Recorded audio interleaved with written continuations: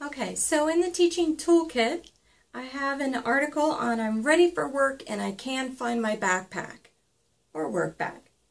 So, what do you need to do to be ready for work each day? The night before is usually the best time for our students to get ready.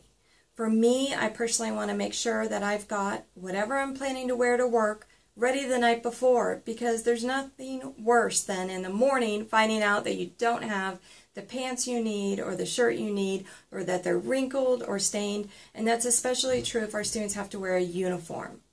If they have a badge, make sure they lay out the badge the night before. Make sure they know where their phone is, make sure it's charged. I like to use a key ring holder near my door, so when I come in each time, I put the keys there, and when I'm ready to go, they're where I need them to be. Our students have so many challenges they're trying to work through on a daily basis. They really need to develop a predictable routine so that they are successful in getting to work and getting there on time. If a student is driving his or herself to work, then they need to make sure that they have gas in the car. So you don't want to be out of gas in the morning and be late to work because of that. So do everything as much as possible the night before. It might even mean showering the night before if it takes a student a while to get ready. So keep all of that in mind.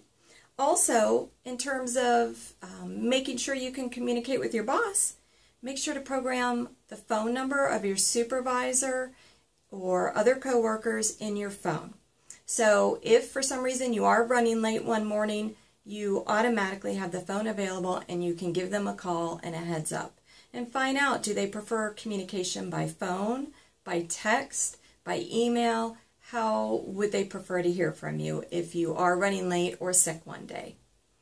Also, you're ready for work and you can find your backpack. So knowing how to handle social situations is very important. So think about the fact that if somebody had a car accident at work, maybe chipping in with coworkers and getting a card.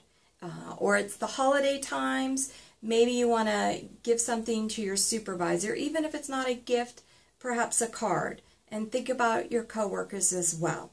So thinking about those little extra special touches is a wonderful way to make sure that things are running smoothly for you in the workplace.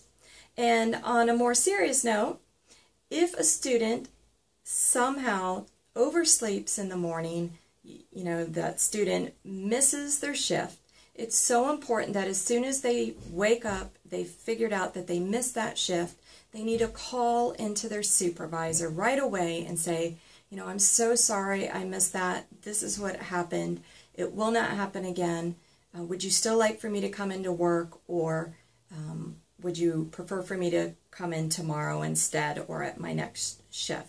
So this is one thing that I find with our students. Every now and then it happens. I call it the no show, no call. They don't show for work and they don't even call. And most of the time it's because they overslept.